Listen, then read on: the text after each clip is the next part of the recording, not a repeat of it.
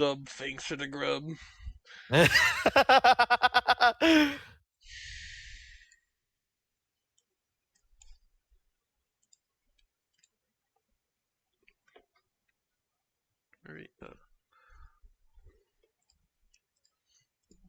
let's hashtag do this.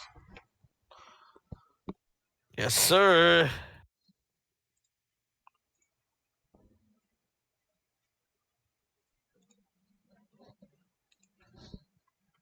There's a McDonald's in the Pentagon. There's a McDonald's in the Pentagon. You want a link to the stream, buddy? Sure, buddy. Here you go, buddy. Thanks, buddy. No problem, buddy. You want a kiss? No, bitch. Oh, okay. Bitch. I forgot about the ping again. You're gonna have to do that. All right. All right. Let me do that. Let me do that hashtag real quick. Hashtag. It's a hashtag try to remind me, but I know you're probably gonna forget to. That's it. Yeah.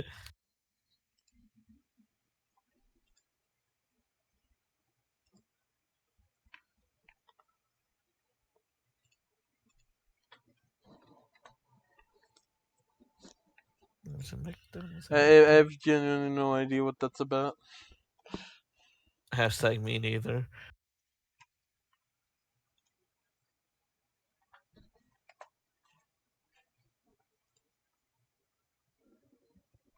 Oh.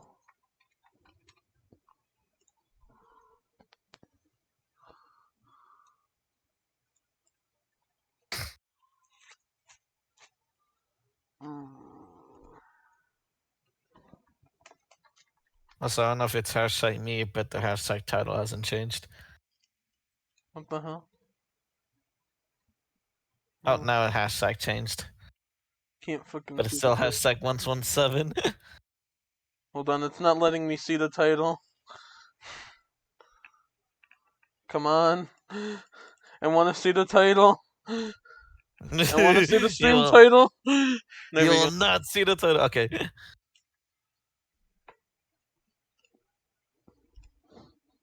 Hashtag, there we go. There's a McDonald's in the Pentagon. There's a McDonald's in the Pentagon. There's a McDonald's in the Pentagon. I love how to be like, man, is this me or is the stream not changed? Every time it always decides to change then. Yeah. Where's my controller connected? It's like on time. Oh shit, you said something. Oh shit, yeah, we gotta fix that real quick. Oh, don't time my controller. Not fucking hashtag connect. It's not hashtag connect. My me's not connected. LMFAO, imagine having technical difficulties, you stupid idiot. Fuck you, bitch!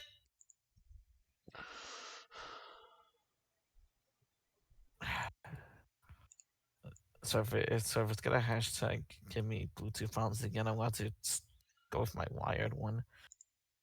So if it's gonna give me hashtag Bluetooth problems again, I'm gonna have to hashtag kill myself. And I'm having Bluetooth problems again. Fucking awesome. Let's face it. Garfield breakfast is ruined. Face it. Breakfast is ruined. Alright, busting out the wired controller. Busting a move.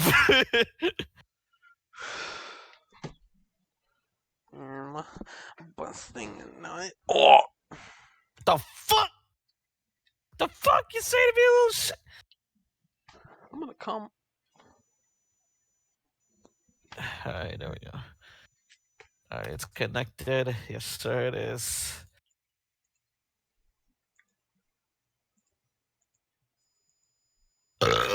Excuse me.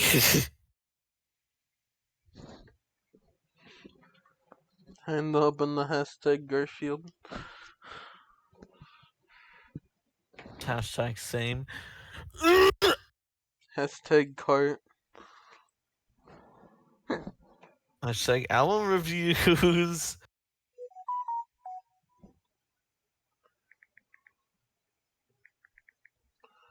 Oh boy, Wait, the fuck's my mouse? I'm gonna switch it over. Where the fuck are we?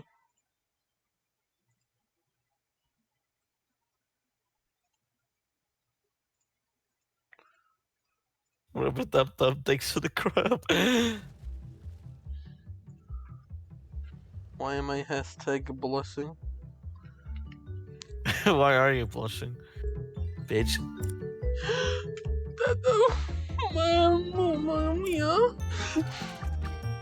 What the fuck?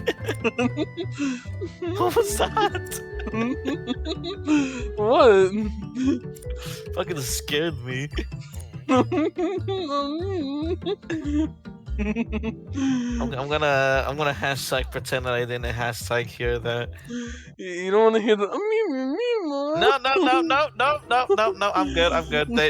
Thanks, man. I'm good. Welcome to Garfield Kart album reviews. My name is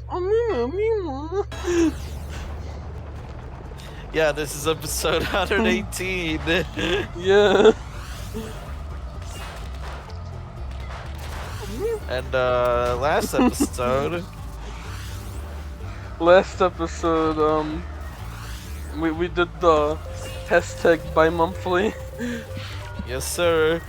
For January, February, for albums we did, it's the new Ring of Star Cowboy album. I actually forgot the name. Look up. Oh yeah, Look Up by Ring of Star. I was just suggesting you look it up, but that works too. It is. But yeah, there's that. It's funny. Like, it's still really funny that the British guy went to like do a traditional cowboy album, but you know, it's fine for what it is. Yeah. It's just Ringo Starr doing Ringo Starr things. It's Ringo starring all over. True. Then we got Hurry Up Tomorrow, the finale of the Weekend saga, the Weekend character, the Weekend persona, which we didn't have high expectations at first because of the idol being complete and total fucking garbage. But the Hurry Up Tomorrow was actually really good. Yeah, I'm glad. I'm really glad it wasn't a weekend to the weekend. Yeah. Yeah, I don't know if I'm at a pretty high note. It was a solid track, even if it was like 20 plus tracks. Yeah. And also we did like the funny thing of these bi-monthly things where like we were too early to listen to a deluxe version because we always like listen to the deluxe versions in the show, and we just had to like scour through the internet to find through the bonus tracks. Yep, that was really funny. There was, but they were worth it though. The bonus tracks were actually really good. Oh yeah. Oh yeah, then the third album, which is what is it? Some Sexy Songs for You by Drake and Party No. Next Door. Yeah, no. And then the last one was Detox by One OK Rock, which it was alright. Yep. Sadly there was AI in one of the music videos. That's right. They had Weird Al on there. No, I wish. But yeah, no, for real, they had like AI generated visuals in one of the music videos. It's like a little less egregious than the Magic one, because the Magic one was like fully fucking AI, but the 1OK Rock thing still have like live action visuals. But still, like when you like see the fucking dystopian imagery, it has like that panning thing that you see like with the AI art that makes it so fucking obvious. It sucks. Yeah. Hashtag irony. Yeah. But yeah, that's enough about that. Let's get to tonight's episode. Can you shut the fuck up?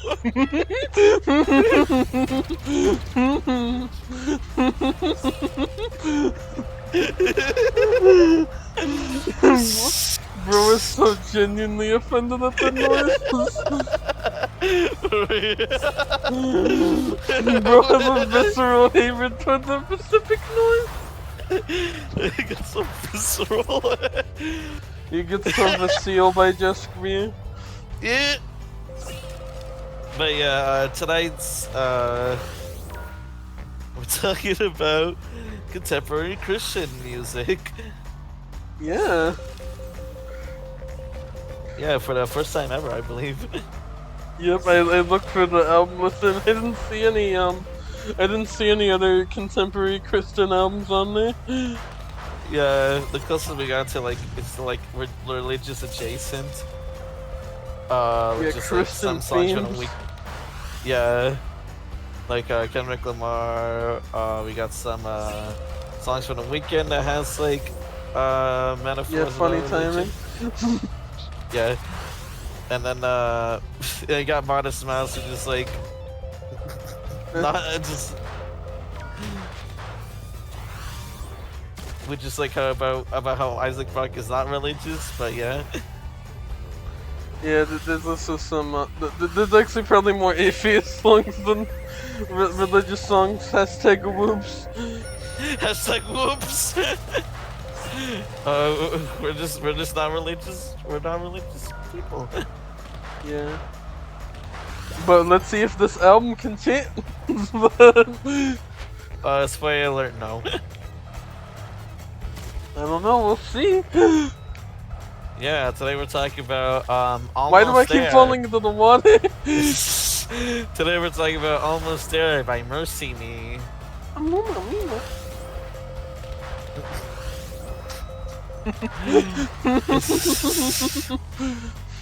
Okay. But you want to jump straight to the album, or you want to like build up to like the other thing that we're gonna talk about later? I want to keep that a surprise. I was gonna but we do have to talk about the album cover first. Oh yeah, that's true. Yeah, album cover, it's generic. It is literally like the most 90s album cover ever. Yeah, yeah, for real. Like you have like the fucking basic background and Almost There, speedometer right there. Oh. Horse. But yeah, Almost There, the speedometer right here. I got some text over there. Yeah. All it's missing is the random old guy. Yeah. But yeah, first track is "I Worship You." Oh yeah. This Yeah. is a really funny way to start off the album. Because hashtag spoiler alert. These are all kind of like generic Christian songs. Yeah, like all of them. Like it's not even like subtle. But then again, that's kind of the thing with like contemporary Christian music. As far as I know, they're very on the nose with their whole religious things. You know, conforming to God. You know, being religious and proud and all that. And it's like I get it. That doesn't make those songs any good though. Yeah. But this one in particular is funny because Martin said you know these lyrics could also work for a sex song. Yeah, that's what I said during the listen. It was like in the second verse because I have it screenshotted just to prove my point. He says, I'm standing on the edge now, looking to a new place, going deeper still. The feeling is electric, the power and the glory. Just move me where you will. Hashtag I love sex. I love sex, you know, going deeper still, feeling electric, the power and the glory. Hashtag sex is awesome sauce. Hashtag anyone in the chat wanna have sex with me.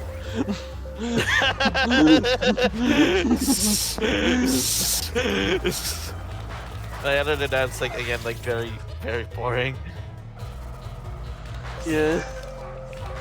Doesn't get any better with song number 2, which is Here Am I. 2 songs in, I've already gotten the point pretty much.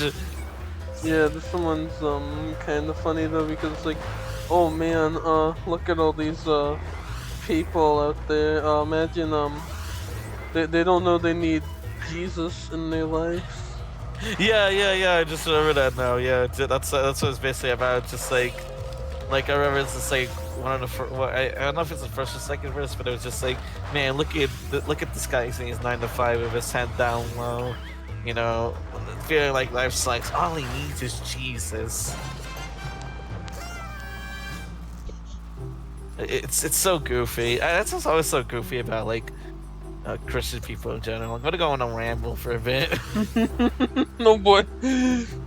But like, I feel like I feel like a lot of like Christian people are just fucking nut jobs. Even Like, me? not you. But yeah, especially like on the right wing side, like you have like a lot of them that just scream like, "Oh man, the LGBTQ community, they always shove their ideologies in our face. Oh man, I wouldn't care if you don't shove this shit in our face." When you have like shit like this, and like a lot of like Christian movies, just absolutely shoving that fucking shit in your face, like religion, especially Christianity, is practically shoved in people's faces every fucking day, pretty much. And somehow that's normalized. Yeah. It's actually insane to me how hypocritical they sound with that sort of thing. And it's a perfect example of this one. On My Way to You, next track, which is basically the same thing. No way. Yeah. Do Christian artists sing about anything fucking else?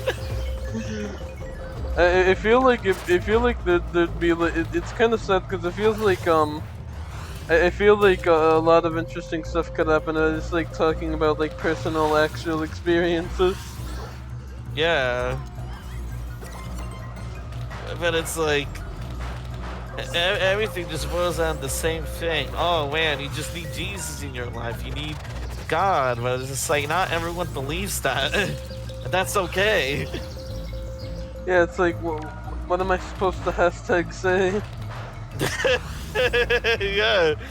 Like hashtag what the fuck? And this leads into the I remember have nothing to say about any of these songs. How Because you great got like is the your next love line? yeah, pretty great. Not for the song though. I don't know. I think your love's kind of shit, to be honest. What the fuck, dude? Why would you say that? Look, we've been together for like what, 2 years now? It doesn't feel like you ever even care about me anymore, dude. I'm trying, dude. Damn. Well, try harder, damn. I just want you to talk to me sometimes. It doesn't feel like you ever talk to me anymore outside of the stupid fucking album review song. Well, maybe I really don't love you, man. I'm going away now. Oh yeah, well I'm gonna beat you. The fuck? Punch, kick. Ouchie, domestic abuse. Domestic abuse. Hashtag foreshadowing. It's like foreshadowing. Anywho, yeah, this leads into the next song, which is apparently the most popular song of all time, or the most popular Christian song of all time, from what I'm told. This is "I Can Only Imagine." Yeah, I can only imagine that it'd be that popular. Yeah, apparently it went triple platinum or something. It was like the most listened Christian song ever. It's actually currently 5 times platinum. 5 times platinum currently. But yeah, it's really that song? Like, I can get the personal attachment, I guess. I can imagine a lot of Christians, resonate with it, but it just sounds really boring. Come on, how do I get out of here? How do I get out of here? Oh, there we go. Man, the song just really, like, boring. Yeah.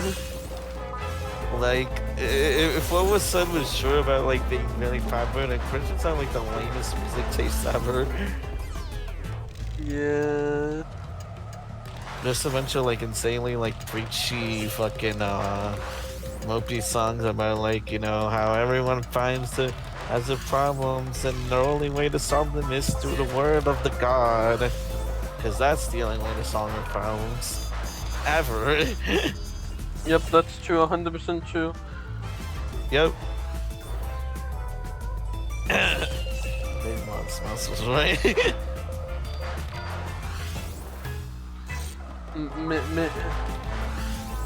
Yeah, like, God, who'd want to be such an asshole? But yeah, this one has a music video, and it's the only music video in this album. Yeah, first of all, it's, only, like, what, 240? Yeah, 240p.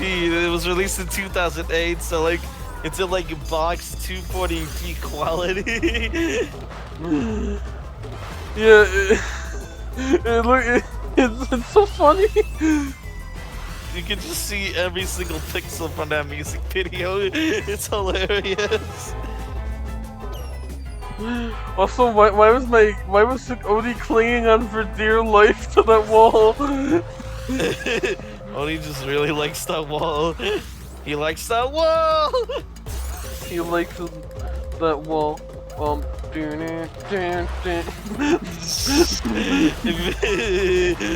He likes to.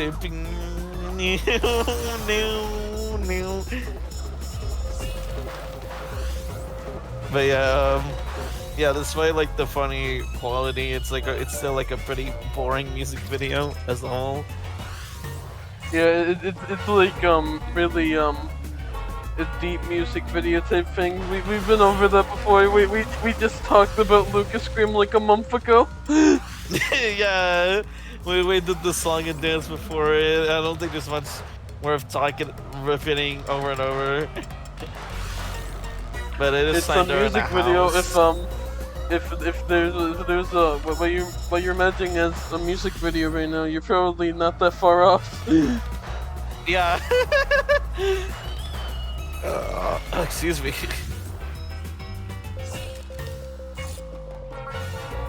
But yeah, what else? Oh yeah, the next set of songs. Oh man, I can only imagine what those would be. Yeah, oh no, he's angry! Wait, what the hell? Oh, did I just press the oh, I did press the numbers. Whoopsie. There we go. I'm not angry. Bro is pissed! Next song is Bless Me Indeed, in parentheses, Jabez's song. I don't know if I probably horribly pronounced that. Me neither, but I think that's the part where we start paying attention as a whole. I think we were never really paying attention in the first place, but like this is the part where I just start forgetting the song. So I remember that's when we just started freestyling. Yeah, I just put new musical song slaps. Yeah, it was just like beatboxing while Josh was doing the whole musical thing. He's musical all over. I was just like, grah, musical Next one is I Cannot Say Enough, which we just did a whole bit of where I can't say enough. Yeah, but we did that for the song. But also, I couldn't help but notice because I was so bored. It was on a compilation album of various artists called I Worship Platinum. Oh yeah, it's so funny. Like it's spelled like the I Worship like the iPhone iTunes type thing. Yeah, that kind of shit. iCarly. And for me, I just found a comment at the bottom of the song that just says, "I'm making my recovery from COVID-19 by the grace of God. I'm alive and well." And in my notes I just put "sure, buddy." Forget about this. Also, fuck you. Fuck you.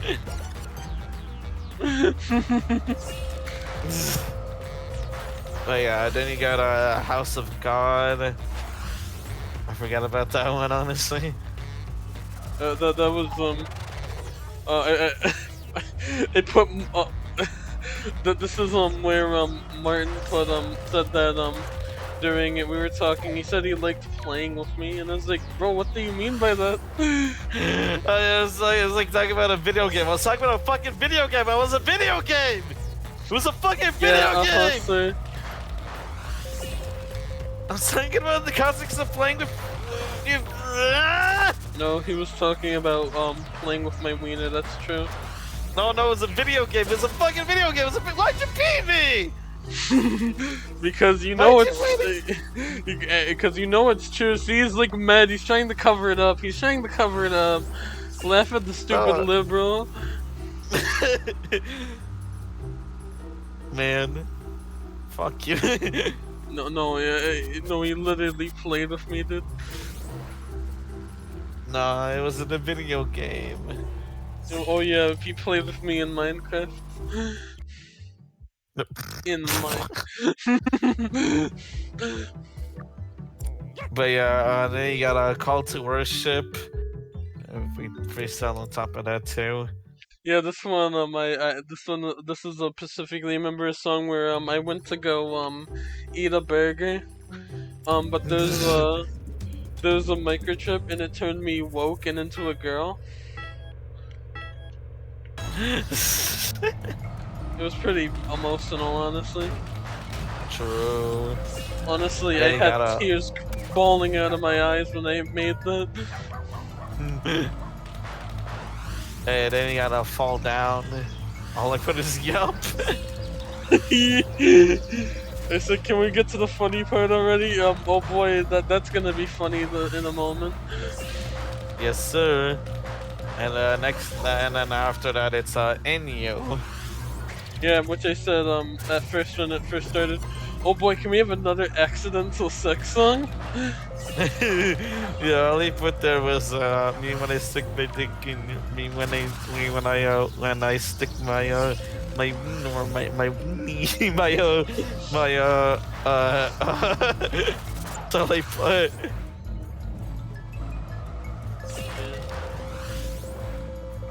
And yeah, that's the album. That was a masterpiece. Wow. Yeah, it really moved me. It turned me to a gosh darn Christian. I've changed my ways. I didn't realize it was over. Yeah, but if I thought it was over, I'm so stupid. But yeah, it was in the middle of the race too. Why did it stop there? It wasn't even at the end of a lap. Why did they just stop there? But yeah, it was a gosh darn flippin' masterpiece. You know, it converted me fully to Christian and undid every single one of my sins, even the parts where I was a complete piece of shit. Yeah, no, I used to be a gooner, but now I'm a godder. Like, so if you agree. Put down Facebook.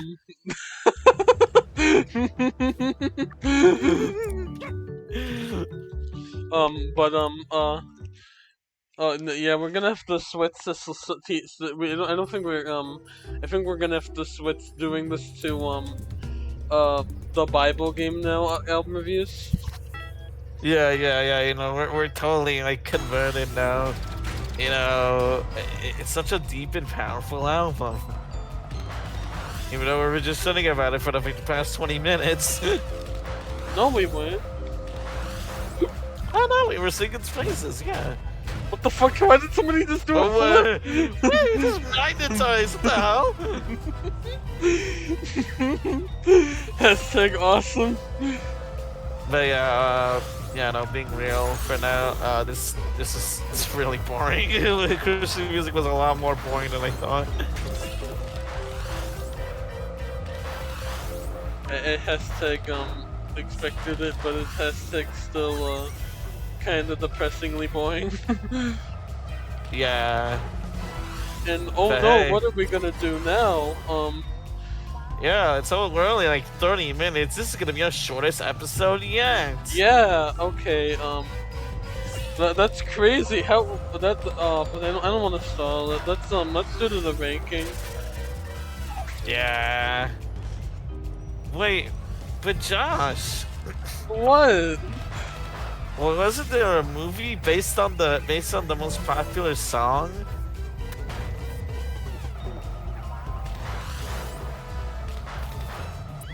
Shit. Longest pause. You're right.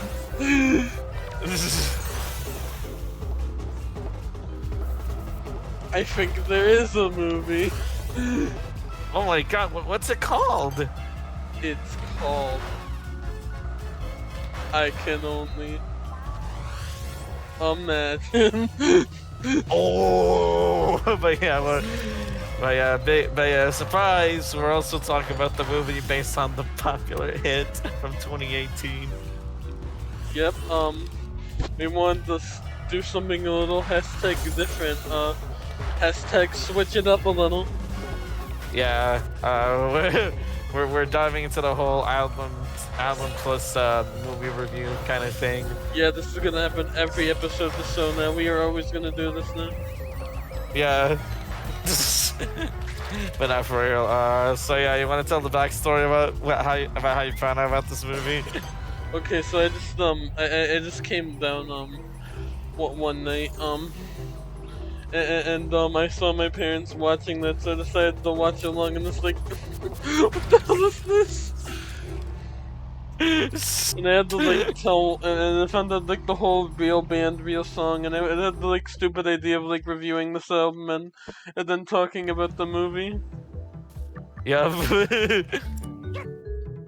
And I was on board with it. I've never heard this movie, but it piqued my interest with what Josh is describing, because he told me like it had this like whole High School Musical element to it. Like not in terms of like the musical thing, but like in terms of just like the whole general thing of like, but I can sing too for like a small bit of the movie. Yeah, that's how it started, and then it just grew into something wild. But first, we gotta take it back to the beginning, Yep. which is also the end because it starts with a.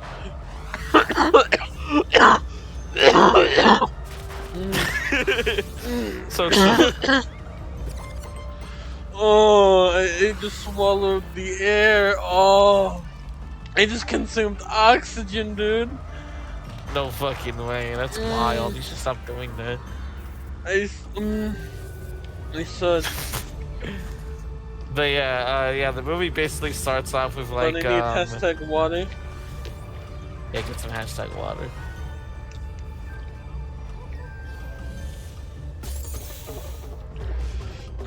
Hashtag there, it's somewhat better, but hashtag now my throat hurts.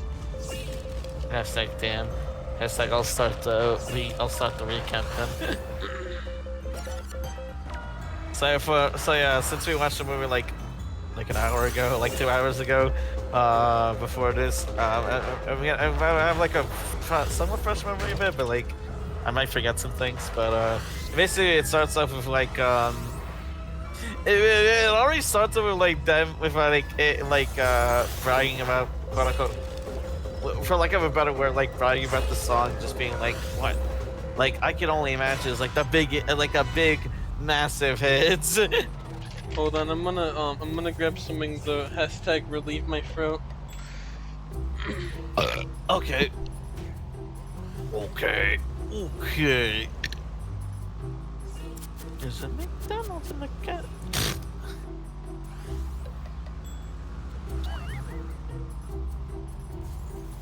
There's a McDonald's in the Pentagon. There's a McDonald's in the Pentagon. McDonald's in the Pentagon. There's a McDonald's in the Pentagon. We got this video called How Did the Fall of Constantinople Affect Japan's Legacy?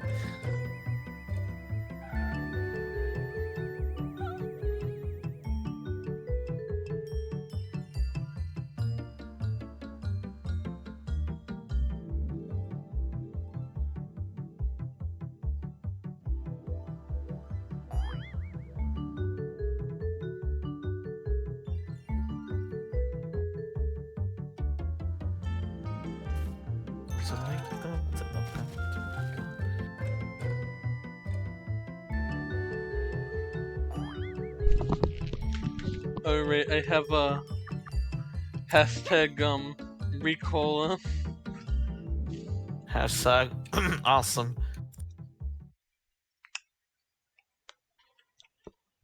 Alright, go on. Alright, so basically, like, the first minute of the movie has, like, this whole text thing where it's just like, I can only imagine it's, like, the biggest hit in the band's career or something like that. Yep. And I like what Josh said. It basically starts, like, at the quote-unquote end, because you just have, like, because you have, like, you know, him playing the piano. The lead singer's name is Bart, by the way. Bart Millard. Bart Simpson? Yeah, Bart Simpson. But you have like him doing that, and has like it has like him like basically getting sort of like interviewed for like a record label thing, and just him like recalling like the whole story of how he got through here, and then the plot basically begins. So you're probably wondering how I got here. Yeah, basically that's how it starts, and then you have like what is it? Bart as a kid, he walks away from his grandma's house. You know, he goes to like this montage thing that looks like it could be used for a trailer. Like, Bart is no ordinary kid. He loves music. that sort of thing. That's what he said. Yeah, and like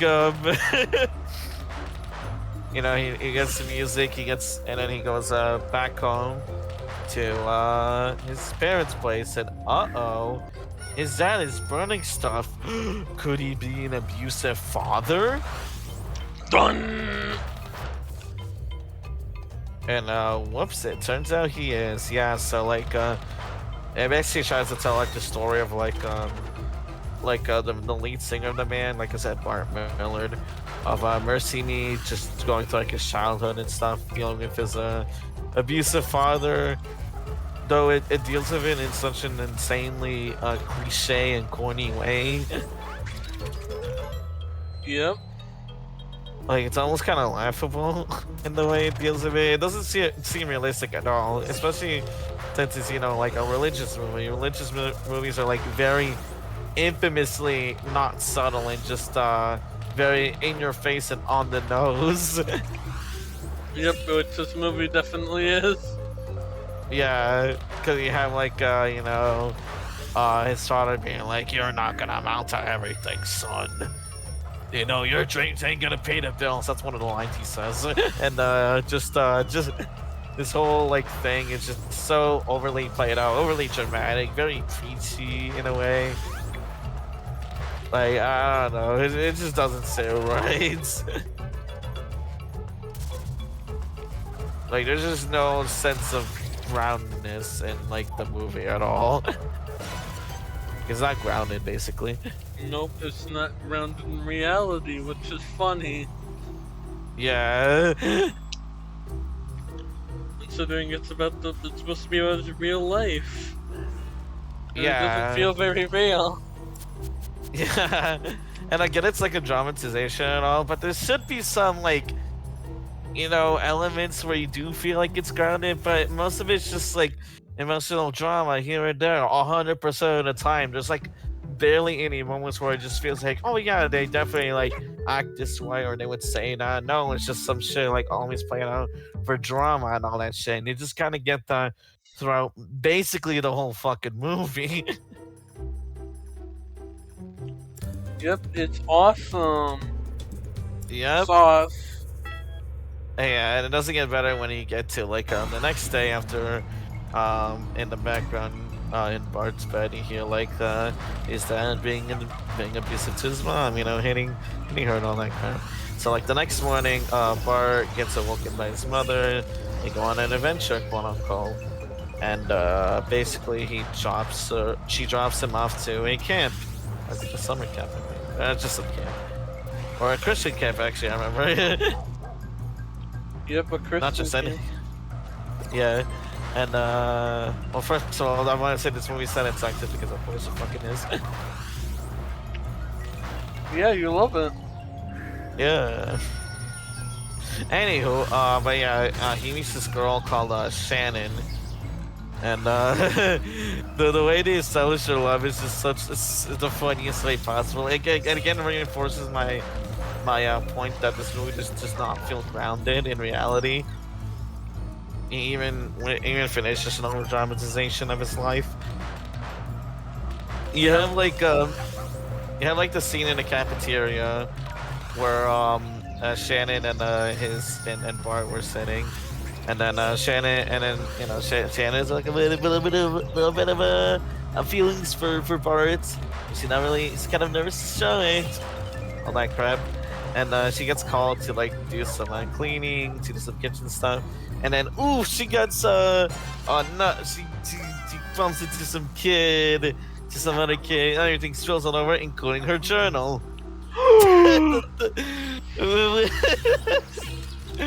And again, it just shows some religious movies are just not told about anything whatsoever, because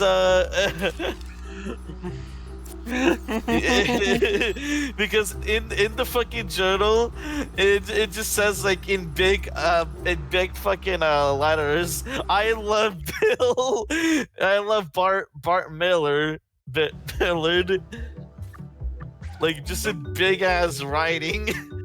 Sunday I'm gonna I'm gonna move over with Martin, and I'm gonna be I'm gonna actually bump into him while I'm holding my hashtag iconic gameo journal, and it's gonna just say, I heart Platinum Yoshi. Just be like, what the fuck is this? You saw nothing, Martin. Shut up. Yeah, sorry. It's in big Shut ass up. writing. Shut It's up, in Martin. big ass Shut handwriting, up.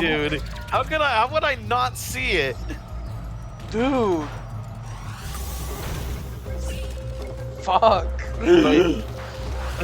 But yeah, it's just like it's so funny, and it's even funny when we get to like the next scene too, where they like sit out in like a bridge, and she's just like, "Oh, you saw it, didn't you? You read every word." And it's just like, how could he not read every word? It's like it's in like big ass handwriting. You read every word, all 4 big words. Yeah.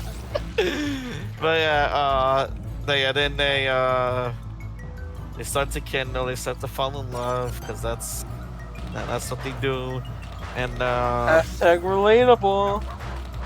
yes sir.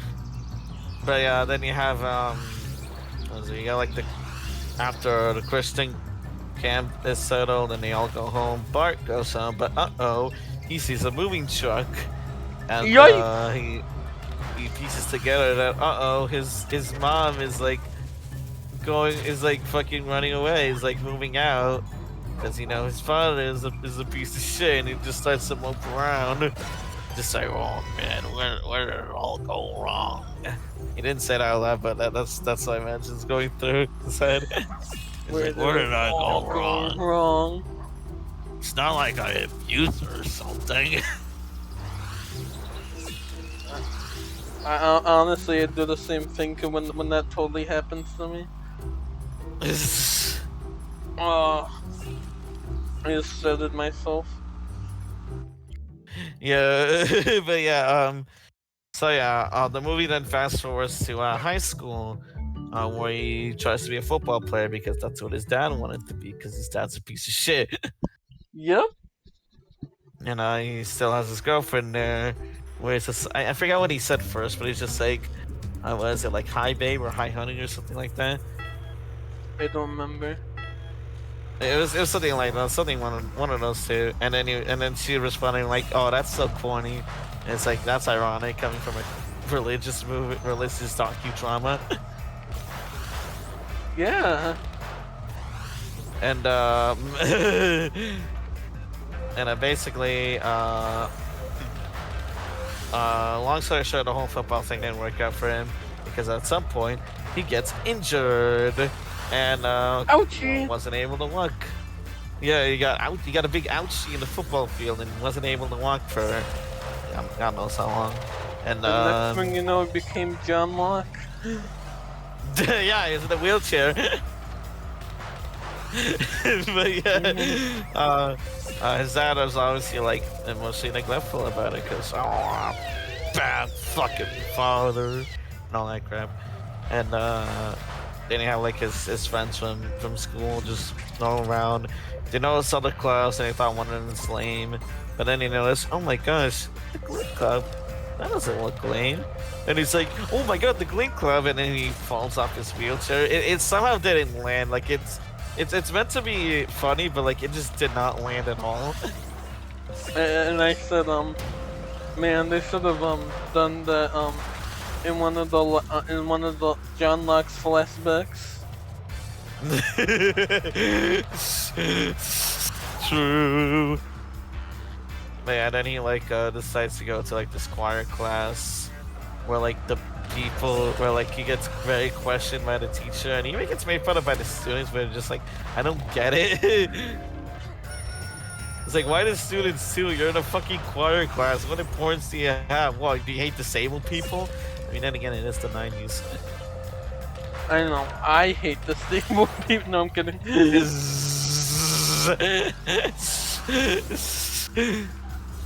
But that happened, and he gets like relatively accepted. Why did my pie go directly upwards? IDK. But he gets indirectly accepted to be the the theatrical, no, not theatrical, the technical director of the choir thing, I think. And at some point he goes to the auditorium to sing some songs. Cause what to the stadium things? Cause why the fuck not? And then the teacher like hears like it gets so moved by it. She gets so moved to the point where he gets the main fucking role in the musical. The main role. This one scene, this one moment got in the main role. I guess it's just how it works, I guess. That's You true. just gotta sing very as like the literal best singer of all time, that literally happened to me. yeah, totally. But yeah, just like how like no auditions, no nothing. It's just so funny. Like the pacing of this movie just goes by so fast. Like that's so another thing with this movie. nonsensical. Yeah, that's another thing with this movie. The pacing goes by so fucking fast that there's nothing to leave room to like simmer until like maybe like the last 30 minutes, maybe. But even then, that gets ruined by some unnecessary shit, which we'll get to later. Yep. But yeah, but yeah, after that, you get like him, singing a musical. Well, no, actually, no. After that, when he gets accepted, he goes to this he goes to like the choir teacher and be like, I can't do that. I can't sing. I'm a football player, and that's where the High School Musical thing came from, because it's just like, I can't sing. I can only play sports, sort of shit. Yep. And it's like, obviously, you can do both, for like, I don't fucking know. No, you have to pick one. You can only have one thing you like. Oh yeah, one thing ever, nothing else. Like for me, it's for me, it's music. This, but What yeah, about you, Sonic, No. Sonic the Hedgehog. But yeah, and then after that, like the scene with the fucking play happens, and then like his depressed, abusive father was in a cafe, and then he sells like pamphlets to like that local play stage thing. And then he saw his son's name, and then gets like ultra mega fucking depressed to the point where he just gets like a fucking heart attack. Yeah. I'm not joking, that's a real scene. Yeah, that was like a real scene. That's actually what fucking happened. Again, like I said, this movie's not grounded on anything at all. It's way too dramatic. We are deadass not joking. It sounds like something we'd say for the bit, but we are not joking. That is legitimately what happens in the movie. He sees the pamphlet, sees his son's name, gets extra depressed, and then starts having a fucking heart attack. So yeah, then you have like the scene in the hospital where like the dad gets told by like the hospital patients and like hospital staff that like he has a risk of cancer basically. It's just like I can't believe it. I don't have cancer. I can't have cancer. Only woke people have cancer anymore. He would say that. But yeah, I forgot to mention that the dad is played by Dennis Quaid, who was later go on to be in The Substance, so that's funny. And also, Ronald Reagan in the Ronald Reagan movie from a year ago. You remember that? You remember that? You remember that? Yeah, you remember the Ronald Reagan docudrama? Yeah, you remember Reagan. I remember Ronald Reagan. So glad he could, trickle down on us or something.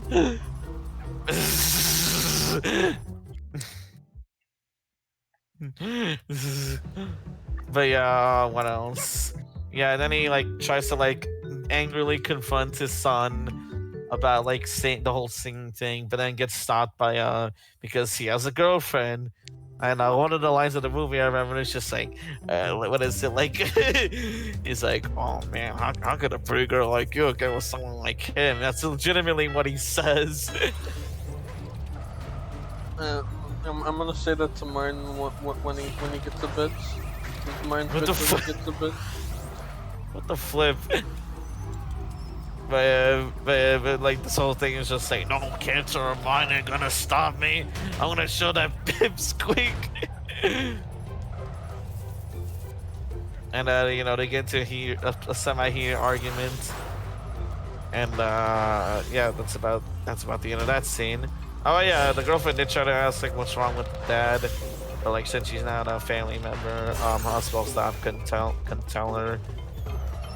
And so she just starts to worry, thus leading to the next day when when Bart gets ready for church and sees his dad, you know, being the usual depressed and abusive, and starts to like trying to like basically insult him about being a musician, even calling him a joke. And then they both get like in this argument together, and it's just like basically the whole scene goes like, you know, you're just kind of like a joke to me. This whole singing thing, it's not gonna do you much.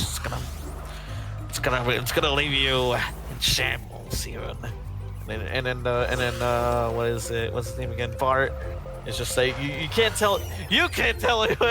Don't tell me what I can't do. Don't tell me what I can't do. Yeah, basically that, and it is like a back and forth thing, and then it was just like, "Eat, son, eat," and they're like, "No, I'm not gonna eat," and like, "No, I'm not hungry," and so like the dad takes the plate away from Bart, and out of nowhere just smacks him with the fucking plate. Like, absolutely just smashes his head with a plate. Like, at this point, he just becomes irredeemable, honestly. Yep. Like, just... I hope nothing changes that. Yeah, hopefully. Anywho, yeah, so, like, after that happened, you know, Patrick reacts very angrily, as anyone who gets smacked by a fucking glass plate would, and throws him with a baseball bat to stay away from him, and then goes to church. And he doesn't tell his girlfriend about it, funny enough, despite getting hit, you know, start to literally bleed from getting hit in the head with a plate. Hashtag relatable.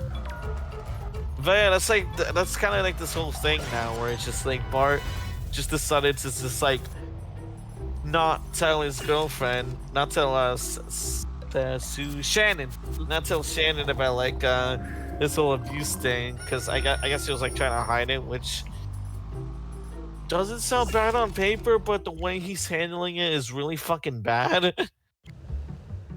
Like Yeah. even going as far as saying like, oh, free view, best viewers. oh my god, so awesome sauce. How the fuck do I get rid of it again? I forgot. Oh, I can do it. There you go. Anywho, Thank you. hashtag no problem. But yeah, so yeah, again, it's just like the way he handled it is like so dumb. Again, just going as far as just saying like, oh, I never really loved you anyway. She's just like, the fuck. He just never really loved her for some reason. Yeah, I guess anything to like not make her go through the trouble of dealing with his dad, I guess. Yeah, I don't know. This, yeah, people do stupid shit, but like that's just like kind of beyond stupid. Hopefully, Bart doesn't get any stupider. Oh boy. So yeah, cut to Oklahoma City 6 months later. How many months? 6 months. But yeah, cut to Oklahoma City, and like some band members were just like, oh man, we need a singer. Who's gonna sing for us? And then Bart's just like, I can sing. And they're just like, what the fuck are you? Yeah, but they take him in this thing anyway. Yep. And cut to a gig at a concert. Well, not a venue, some venue. And they were just singing a song, and they got the producer guy that was just like watching from behind. And you know, it was like pretty sloppy with like you know, handling on stage. Forgetting one of the band members' names first of all, when doing the whole band call. And you know, the producer guy was about to give up. He's just like, oh man, they're not good enough. And then he was as he was about to walk away, fucking Bart does this whole American Idol shtick, where he does this like where he tells like this story of like, you know, not having a great childhood, you know, oh man, woe is me, all that kind of stuff, and you know, sings a whole full song about it. And it's the greatest song ever. Yes, sir. I literally started crying in there when I heard it and jerking off and what? What the fuck? The producer, but yeah, but yeah, it went great. But the producer guy was just like, "Nah, you're not ready." Like that's literally the line. You're not ready. It's pretty much like. Again, one of the most cliche movies I ever watched in my life. It's basically Simon Cowell. Yeah, exactly.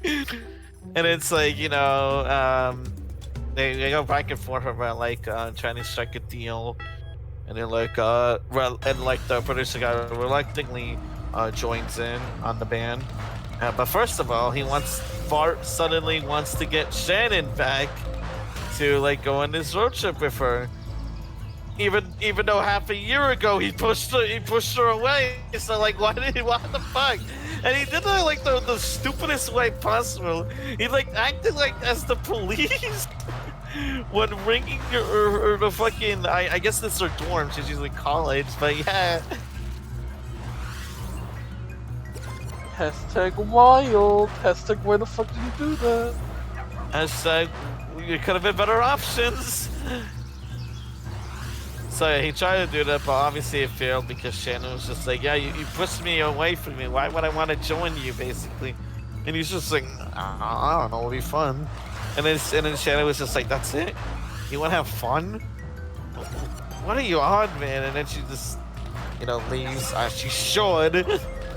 Because it's just like, after pushing her away from you, why all of a sudden you want to join in now? Oh, because you're a stupid fucking band? Okay, buddy. Okay, pal.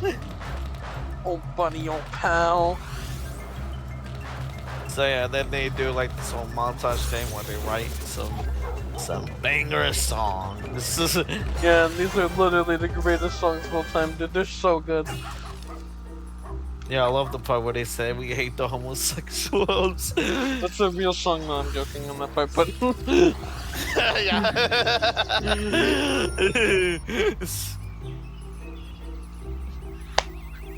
But yeah, I remember he also still he tried to like leave voicemails to Shannon, despite being the one that pushed her away.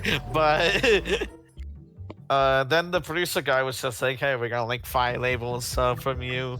We got like a theater booked and all that stuff." And he meets some very popular contemporary artists like Smitty, and Amy who's Grant. Smitty and Amy Grant. Oh boy, Amy Grant.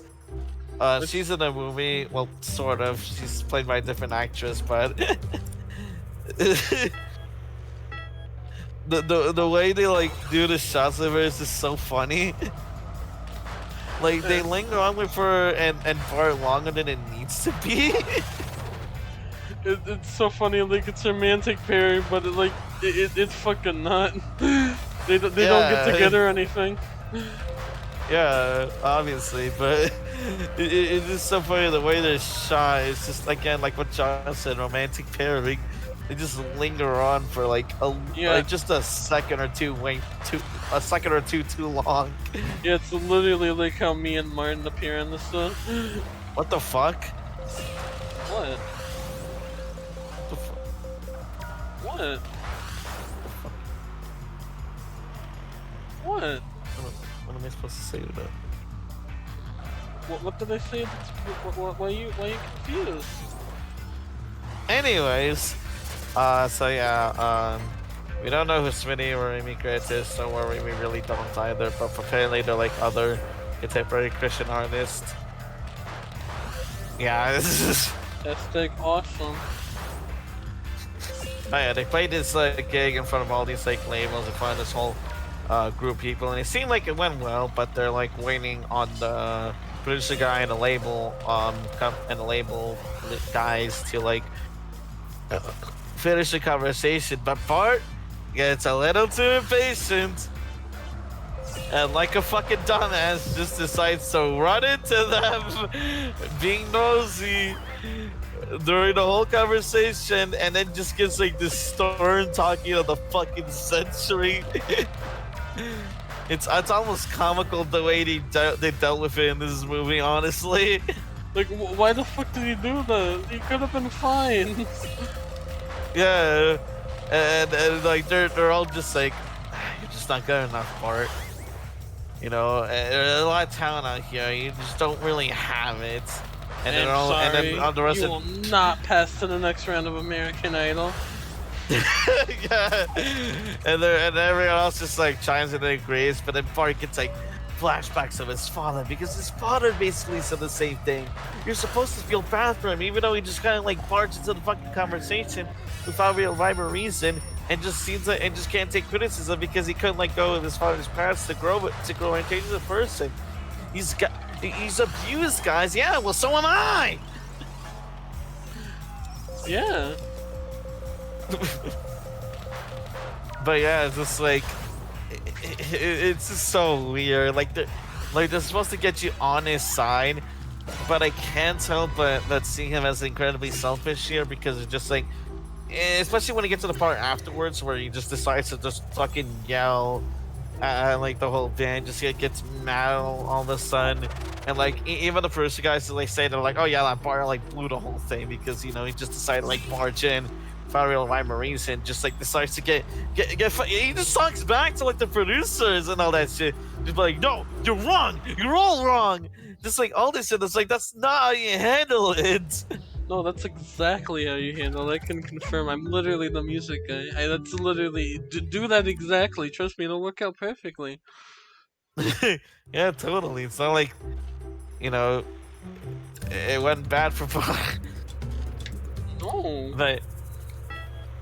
But yeah, Bart just fucking just gets all sad and all that stuff. He was gonna quit the band. Becomes a sad sappy sucker by Modest Mouse. Yep. But yeah, he just gets real sad. Wah. And just kind of just blames it all like you know, having to do for the abuse of father. It's like I get it, I fucking get it, but still the way he handled it was really bad. You should at least acknowledge that. Which he kind of did to his band members when he go there and just be like, oh, I'm sorry. Yeah, I'm sorry, I guess. I'm gonna be right back. Basically, a perfect transition, because that's when he decides to go back home to see his dad once again. Oh boy, it's that part of the hero's journey. Yeah, he has to make ends meet, and he just sounds like it. And the first step in the change, he has the newspaper print of like Bart in his first year performance framed. He doesn't do that. He first saw Bart as a joke. And then it says like all this like construction equipment, all that stuff. And it's just like you know, the father played by Dennis Quaid just suddenly being all nice to him. He's like, oh, hey Bart, you want some breakfast? Sorry, I got home. You know, I just want to whip up something for you. You know, I got the table ready. That's basically what he's like. Yeah, he also has the funniest line humanly imaginable at the scene. Yeah, yep. It's in the scene where he's like, I want to say grace, and he's just and then Barry's just saying, huh? And then the dad's just saying, oh, I'll do it. And he's like saying grace, you know, this like pretty serious scene, like we're really serious moment where like Bart sees his dad, you know, as like a completely changed man and all that stuff.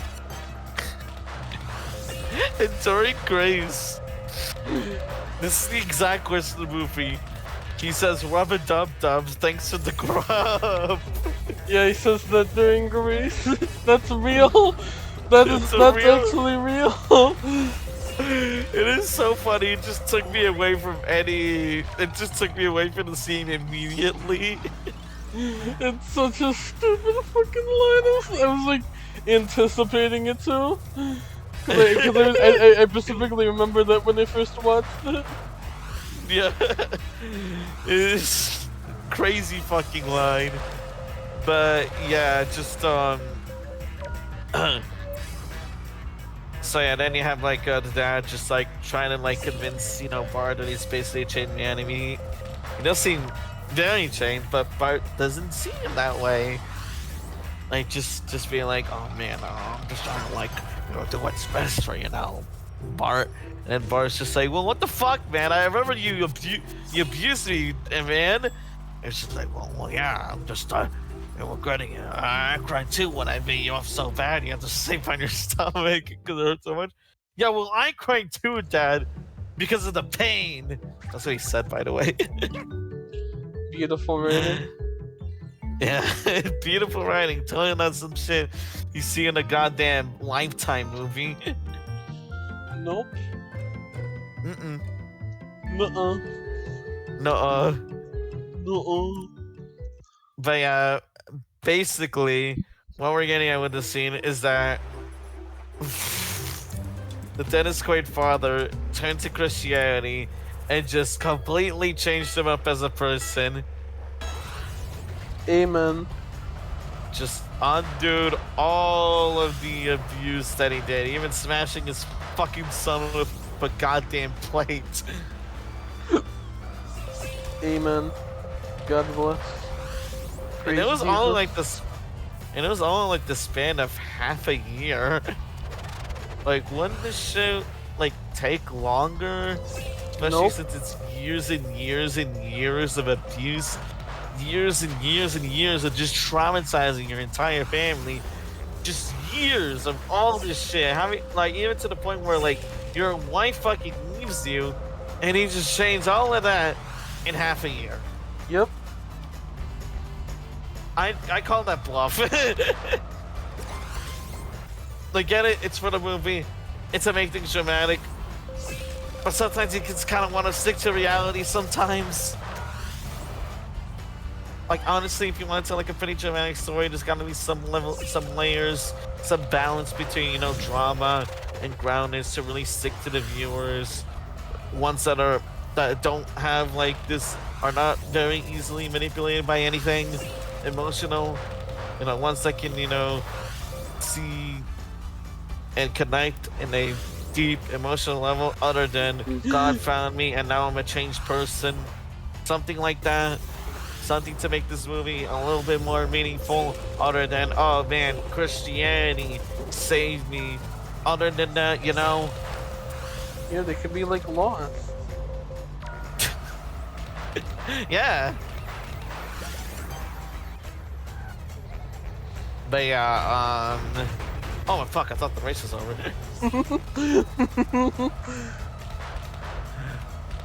But yeah, What the hell? Why'd they go hard? Why'd they go hard? But yeah, but me when I get a boner for the first time. Why'd they go hard? Why'd they go hard? But yeah, Bart just decides to storm out out with his motorcycle, but it doesn't work, so he just decides to steal the fucking truck, steal his dad's whole ass truck. But then he finds something. He finds something, the most Christian movie way imaginable. He finds something, and I forgot what these say. I forgot what the flap things are called in cars. The panels thing. Just call it that. Yeah, that thing. Like that falls down, and and he just sees like it has this tech that just says pancreatic cancer. That's literally what it says. Yeah, why does the pamphlet say patriotic cancer like that? Nothing else. I don't know. But then he like reads the note, and then it just says, what is it? Terminal. What is it? Diagnosis. Pancreatic cancer. Terminal in big bold underlined text. Times New Roman. Yep. Just in case you didn't know that he has pancreatic cancer. The first time around, can't get the audience confused, We gotta hold their hands at every given moment, every given emotional moment, because Christians are fucking stupid, I guess. That's true, that's 100% true, what the fuck?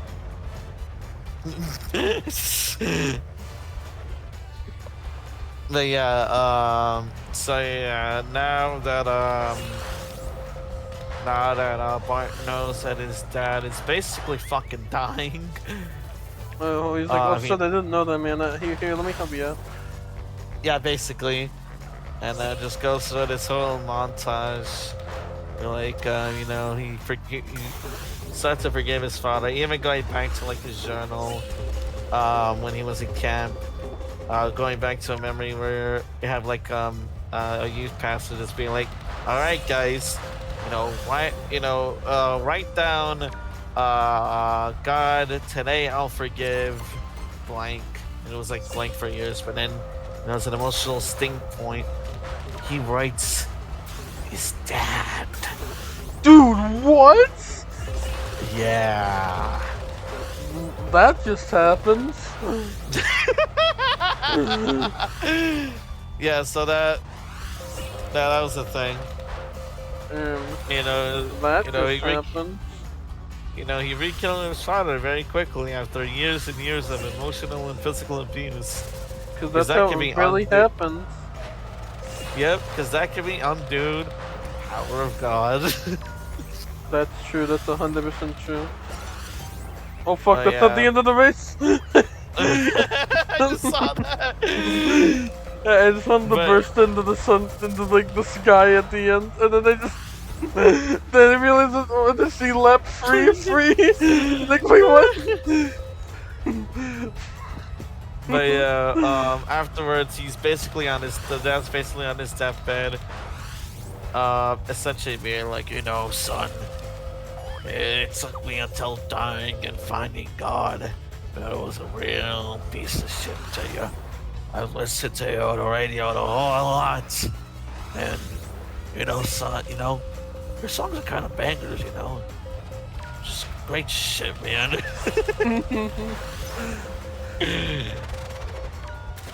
And then as his dad was fucking dying, just in case he didn't know that he was forgiven, basically, that he's found God. Amazing Grace plays. Like on full blast, and it cuts to like this flashback of him like crying and such. You just get like a whole bunch of flashbacks to stuff actually. I just remember there's a part where you literally get a flashback of him hitting his plate. Yeah, it just feels so unnecessary. I feel like it couldn't work. It could have worked better if it didn't just have that on blast, like just having like being a silent moment, linger on for a bit. You know, he finally forgave his father for all the years of abuse because he decides to change and grow as a person. Sure, it's a Christianity way of finding God, but yeah, some people just change that way. Some people decide to change for the better, and he did. But you don't have to shove in this fucking thing at me. And some of you people say that LGBT people shove their ideologies in their fucking faces. Hashtag awesome sauce. So yeah, yeah. Christian movies just love to hold your fucking hands when it comes to their themes and ideas. Awesome. So yeah, the dad fucking dies, as shown in the next scene. Hashtag rest in peace, man. Hashtag. Rest in peace. And so yeah, he gets and now the band goes up to I keep forgetting his name, Bart. Why do I keep forgetting Bart? But it goes back to Bart. They go back on tour, and then Bart looks back on his notes, and this is because he journaled through his rekindling with his father, and just looks at just starts crying and he starts crying and all that crap, and then he sees the words, "I can only imagine." Excuse me. what a moment to just randomly That was not intentional.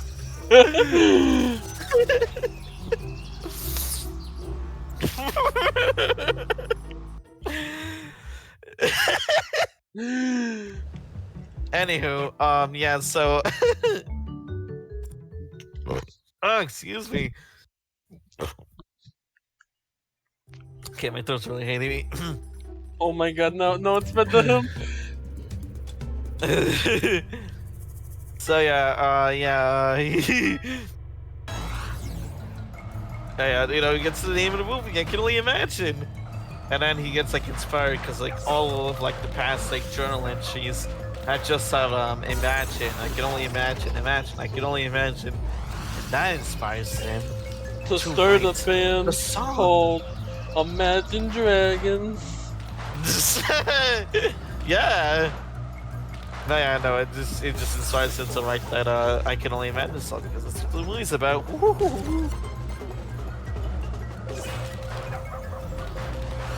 Awesome sauce.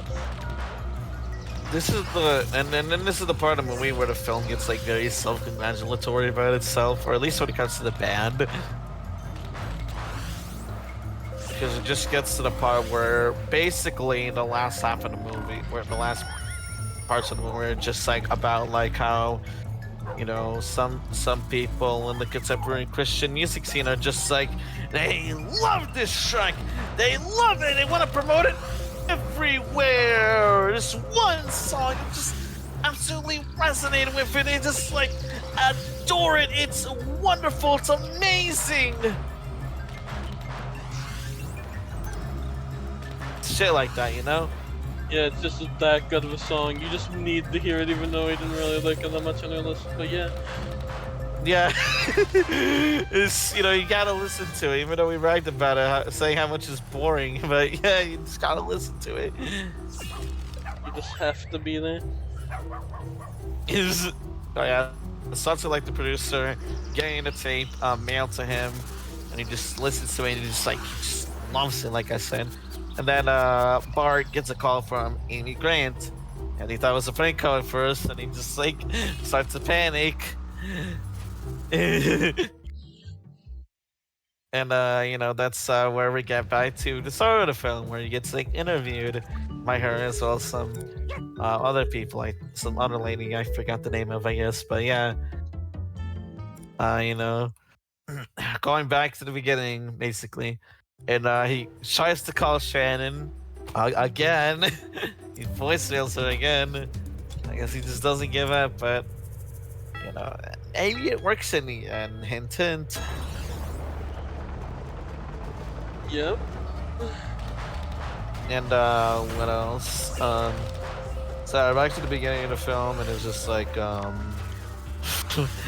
this is you got like him playing the piano, and like a good part of like this last part of the movie, it's just Amy Grant gushing to Bart about how much she loves this song, how much it helped inspired her, even inspired her to go back into like making music. It just wants to make sure to know that Amy Grant herself loves this song. It's like a spiritual awakening to her. This movie wants to make you sure that Amy Grant loves I Can Only Imagine. It will make you 100, 1,000, even 1,000,000% sure that Amy fucking Grant loves this song. I sound like this soldier correct right now. Bro got livid at the fact. It's just so annoying. Like it's like 2 scenes of her. That's like 2 scenes back to back of her just gushing to that shit. Actually, like she just says that while he's like practicing on piano, all that shit, and then comes to her performing the song because that's what inspired her. Guess what she did afterwards? Gets the audience to have a Bart go up and do this whole thing because it's gotta make sure that Amy Grant loves this song. It's just I don't think the audience gets it. I think I don't know how Amy Grant feels about the song, honestly. Oh man, don't worry. We'll have her like literally say to Bart in front of like on the stage, to her by like she's like kind of like basically an awakening with this goddamn song. If it hasn't been nailed to the fucking head if you all fucking ready. Well, shit. Now I know Amy Grant loves the song, but does he really love the song? So yeah, after a while of like having the movie basically edge you about like the song playing. I love being edged. What the fuck? What? Whatever. Judging me? Yes.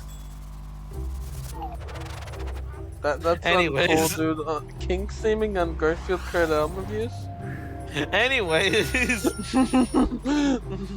So yeah, after a bit of like teasing the song, finally sorry.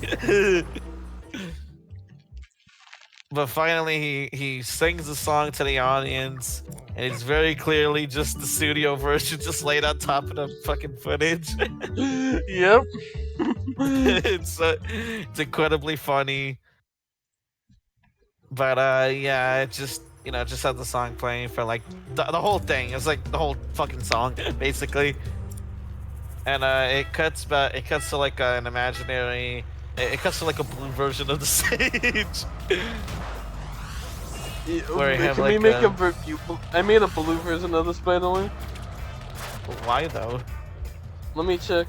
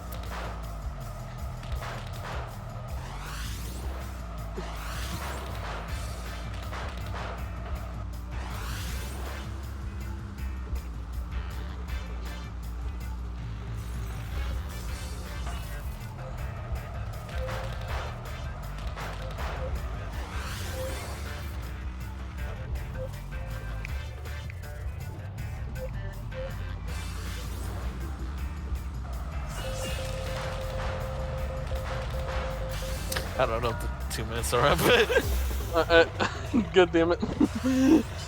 I didn't get to say it. I don't know. Damn. oh, okay. Okay. Anyways, so there's a blue vision on the stage, and then you have like the Dennis Quaid father, there again, clapping. Cause, Yeah, and he goes, I made a blue version of this. Let's do it again. But yeah, we're at the end of the movie anyways, so yeah, everyone claps.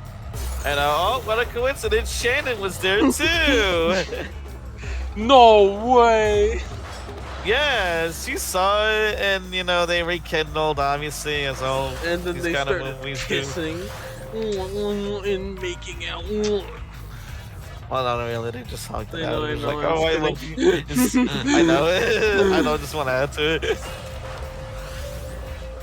But yeah, they just get back together, basically, and now the label, well, now Amy Graham wants to do the whole, like, shipping out thing, because back then, and we only found that out fucking today with this goddamn listen, the song I Can Only Imagine was also in their fifth, whatchamacallit, their fifth self-released album, because they have a bunch of self-released albums.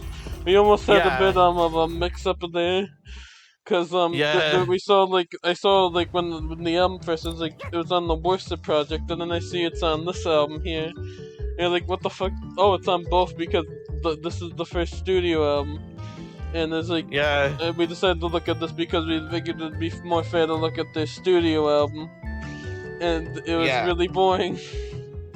Yeah. So yeah, we had to switch elements to just oh yeah, just this was their self-release thing. We kind of want to make fun of self-release kind of stuff, but we do want to make fun of city releases. And that's what the first one was. It has that song, and it was really boring, as we mentioned before. That's why it's more fun talking about the movie, because that's what we spent the last hour talking about. Yeah. So yeah, their song was a huge hit, and before the whole and where are they now sort of texting, you have the last shot of Amy Grant, just to let you know Amy Grant really loves this song, because you have her in I think her studio or something, listening to the song, get on teary eye, because she really loves the song. By the way, did you know that Amy Grant loves this song? I don't think you know. Amy Grant really loves this song.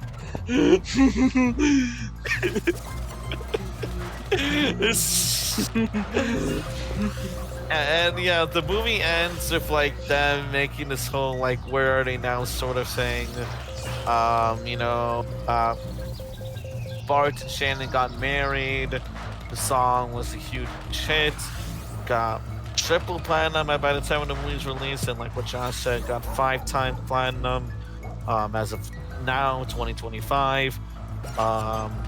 And just overall, the band being a huge hit, even though I only heard about them last week when Josh told me about this movie.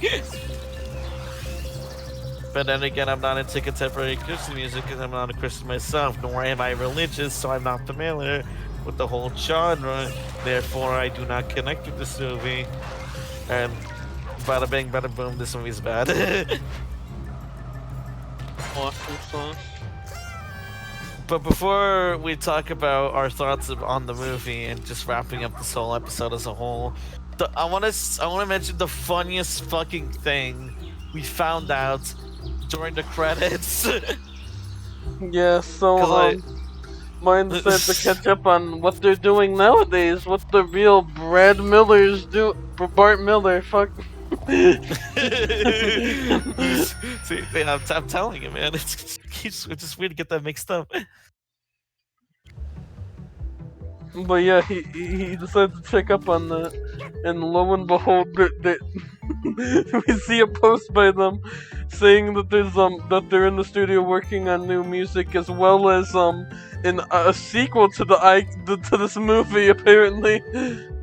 Yep, in 2026 apparently they're gonna be making a sequel. So yeah, I found that out because like in the Instagram post that Dennis why did I say Dennis? Bart Millard. Dennis? How did I get Dennis? Whatever. Dennis? But in the Instagram post that Bart Millard made, it looks like he was soy pocking with like the actor that played Bart Millard in the movie. And then I just like look, just it's a funny picture, the funny soy pog. This looks funny. And then I read the caption more carefully, and we both just lost it. We just did this whole review at the perfect fucking time. That was completely accidental. Yeah, we did not expect that. We just found that out earlier before this stream. Apparently they're making a fucking sequel to this shit. How are they gonna do it since this was basically the backstory? I don't fucking know. Maybe it's like the in-betweens of every album they ever made, I guess. I don't fucking know. No, they're gonna in this next movie, there's gonna be aliens that come down to Earth. Interesting. And then they're gonna be like, how did you find out about Jesus? We would like to learn more about Jesus. And then they break in the song. Yeah, it's a musical now. Yeah. Like a full-blown musical. And it's like, we are aliens. We'd like to learn more about your Lord and Savior, Jesus Christ. Jesus Christ. It's gonna be great. It's gonna be great. But yeah, like we said, it was a complete fucking coincidence that we're doing this at the same time that like a sequel is supposedly being announced. Because that post was made yesterday. Yeah. So yeah, we just found out now. What funny fucking timing. So Garfield Kart album reviews moment. Yep. So yeah, that was the I Can Only Imagine movie, recapped by me. What did you think of it? It was really bad. I it's liked like insanely it was so good. No, yeah, no, like it like for being for real, like it's bad. It's pretty bad. Like it's very preachy. It's very cliched. And at times it's just like way too self-important about itself. It's like very pandering, obviously, with a lot of these religious films. It's just not good overall. Not even the acting can really save it, but it's really entertaining. It's just so unserious at how it handles a lot of things, especially since it tries to handle like a lot of sensitive topics. But it just does this in like it just handles it in the most over-the-top cliche ways imaginable. That it just kind of revolves around it being funny for me at least. No, it's definitely really funny for me too. I was like what? I was trying not to lose my shit the first time I saw it with my parents down there when they were watching it. Yeah, for us it was just like a comical, funny movie. And you may call us insensitive for that, but that's just how we roll with this. We just kept Garfield riffing Kart on album the movie. reviews gone gone against the woke agenda. But yeah, that's just how we roll. And we just kept on riffing the movie. I kept on like playing the fucking the dying father. Like again, it's just a very unserious movie. I just can't really take it seriously. It's just Yeah, very cliche, we very will watch it dramatic. again. Hell yeah, we will be seated for the sequel. We will be in that theater if it even releases in theater. Yeah, which I what's the first one released in theaters? IDK. Let me check. Damn, I'm already on the Wikipedia page. Yeah, it was released in theaters. Yeah, we will be in theater for it. And we will report day one. We will be in theaters, and we will report back to you on the movie. Yep, we will do a Garfield Kart reviews on that sequel. Yes, that's a must-do episode. Yeah. But yeah, overall rating of the movie of 4 out of 10, way below average, but still, I'd rather watch it than like other movies that I don't find good. Me, it's a 10 out of 10, pure peak. So true. Anyway, you wanna Oh hashtag rank this album? I said I forgot there was an album for this. yeah, there's an album, right? Almost like we were only mostly talking about a movie. Here, let me hashtag screen share this. Why is it taking 10 years to hashtag load there? Hashtag goes. Hashtag go live. Alright, All right, it's taking a bit to. Oh, there we go. Never mind. There we go. where would you rank Almost There by MercyMe? uh, Probably below CeeLo's magic moment. Yeah, Like it's boring, but it's not as bad as like the other ones at the bottom, basically. it's almost there.